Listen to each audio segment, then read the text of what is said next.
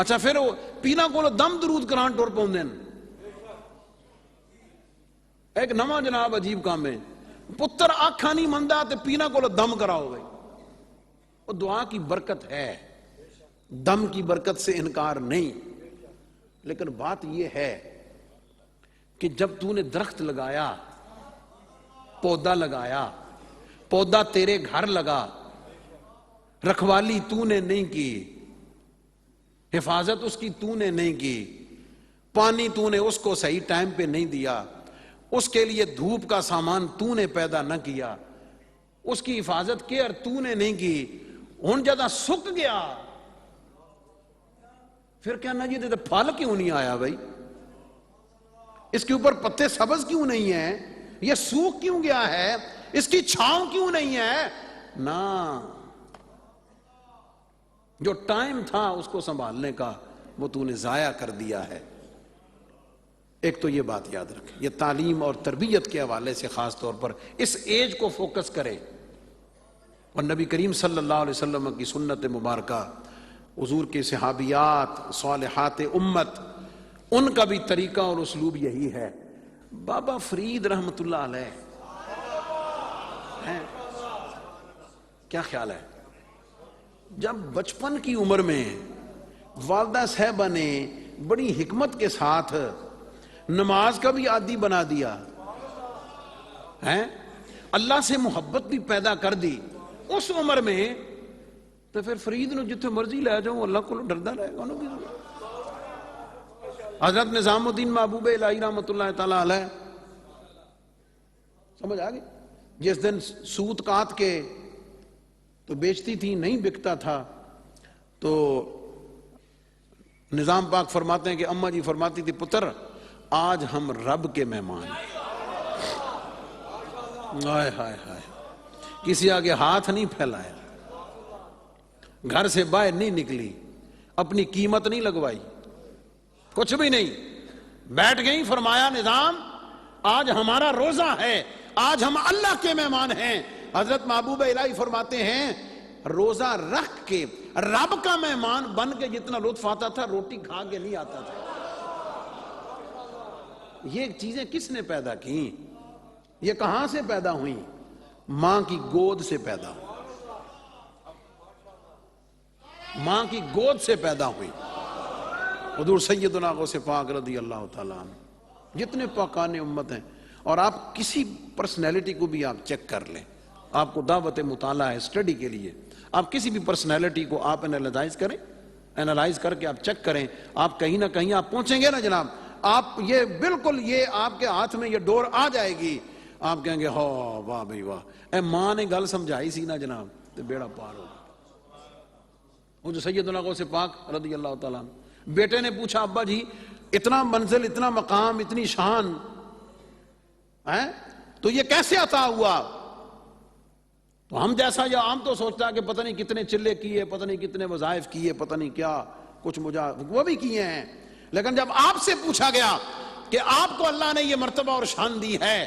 آپ اس کا سبب کیا سمجھتے ہیں آپ نے فرمایا گھر سے بغداد جاتے ہوئے گیلان سے تمہاری دادی نے یعنی حضور غوث پاک کی والدہ نے فرمایا ایک نصیحت کی تھی کہ بیٹا جھوٹ نہیں بولنا بس ماتے عبد القادر نے ساری زندگی جھوٹ نہیں بولا اللہ نے عبد القادر کو غوث اعظم بنا دیا تو یہ سبق کہاں سے ملا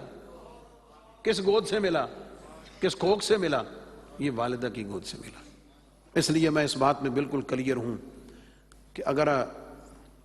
آپ یہ چاہتے ہیں اور یقیناً چاہتے ہیں لیکن کرنا پڑے گا نا پریکٹیکل کچھ قربانی دینی پڑے گی کو محنت کرنی پڑے گی کچھ کھونا پڑے گا کچھ لگانا پڑے گا کچھ جاگنا پڑے گا ابا جی تے سویرے اٹھ دے کوئی نہیں فجر ویلے ابا جی آپ اٹھ دے کوئی نہیں تے دل وچ امید ہے کہ میرا پتر جڑا نمازی بن ویسی نہ بھولے تہاڈی سمجھ آ گئی نہ ماں جاگی نہ پیو جاگیا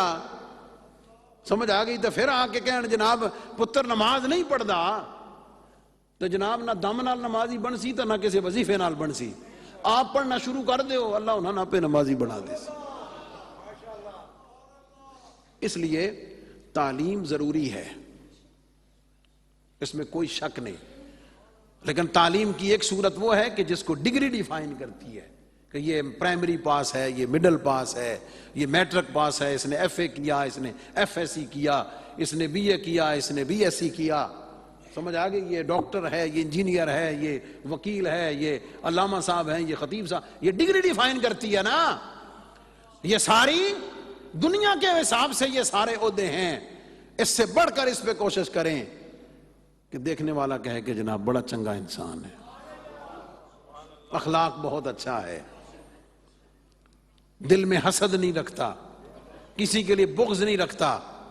کسی پہ ظلم نہیں کرتا, معاف جلدی کر دیتا ہے, معافی مانگنے سے جلدی معاف کر دیتا ہے, دل میں بات نہیں رکھتا, بدلہ نہیں لیتا, اللہ کی رضا کے لیے چھوڑ دیتا ہے. کرو مہربانی تم اہل زمیں پر, خدا مہرباں ہوگا عرش بری پر. اپنی آنے والی نسلوں کو سنبھالیں, فکر کریں. جن کے لیے رات دن ایک کرتے ہیں, جن کے لیے رات دن ایک کر کے کماتے ہیں, جن پہ لگاتے ہیں, جن کے لیے سارا کچھ کرتے ہیں, ان کی کچھ شخصیت سازی اور کردار سازی کے لیے وقت ضرور نکالیں. سمجھ آ گئی؟ ورنہ زیادہ ٹائم آنا نا, سمجھ آ گئی, جب چیزوں کو سنبھالنا ہے. پنجابی دا کھان ہے, رات بھی بنی, رات بھی بنی تے جمی بھی انی.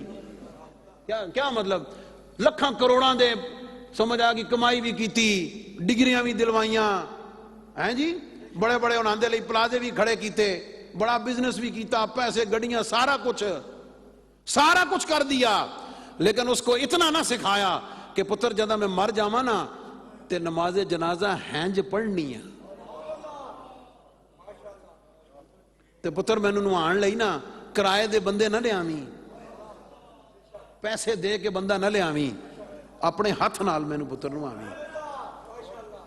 سمجھ آ گئی؟ یہ کب ہوگا؟ جتنی فکر اس کی ہے نا, سمجھ آ گئی؟ تو پھر اے اجے جدو مر جان دن نا, وہ پھر ساری زندگی گنن تے لان تے ہی رہن دن, اور اگلی برسی بھی کوئی نہیں یاد ہوندی وہ ماں پہ مر گیا تو کی خیال ہے. لیکن آج وقت ہے, آج وقت ہے, آج ٹائم ہے, ابھی وقت ہے, ابھی اور آج سے ہی اپنی آنے والی نسلوں کی یہ پیغام ہے. بطور مسلمان حضور کے غلام کے طور پر اپنی آنے والی نسلوں کو سنبھالیں اور بنیاد کو ٹھیک کریں, سارا کچھ کو ان کے لیے کریں, لیکن اس سے بڑھ کر محنت کریں کہ وہ حضور علیہ السلام کے سچے غلام بنیں, حضور کے سچے امتی بنیں, اور ان کے ایمان کی, ان کے عقیدے کی اسی طرح پہرا دیں جیسے آپ ان کی عزت کا پہرا دیتے ہیں. اور جب آپ اس طریقے سے رکھوالی کریں گے تو انشاءاللہ العزیز اللہ آپ کے نام کو مٹنے نہیں دے گا. سمجھ آ گئی؟ کوئی اور ہاتھ اٹھائے نہ اٹھائے, جہاں بھی ذکر ہوگا وہ خیر کے ساتھ آپ کو یاد کریں گے, دعاؤں کے ساتھ یاد کریں گے. اللہ تعالیٰ ہم سب کو, آپ سب کو, اور جب تک یہ پیغام موجود رہے ہمیں آنے والی نسلوں کی تعلیم کی, اچھی تعلیم کی, تربیت کی اللہ ہم سب کو توفیق عطا فرمائے. وآخر دعوانا الحمدللہ رب العالمین.